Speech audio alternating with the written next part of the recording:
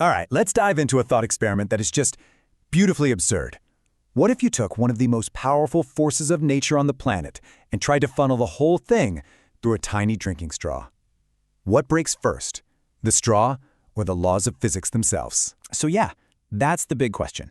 What would actually happen?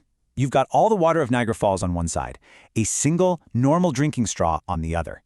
It sounds like a pretty straightforward, almost silly question, but the answer is going to take us on a wild ride, from international treaties all the way to the very edge of theoretical physics. Okay, so the short answer? Forget physics for a second. The very first thing that would happen is you would be in a world of trouble. Not with nature, but with a whole bunch of committees with very long names.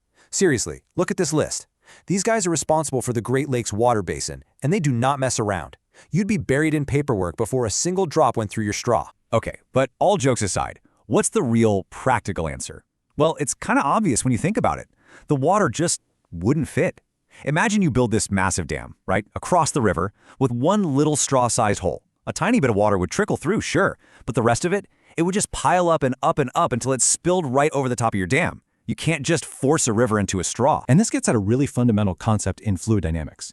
It turns out there are hard physical limits to how fast you can actually push a liquid through any kind of opening.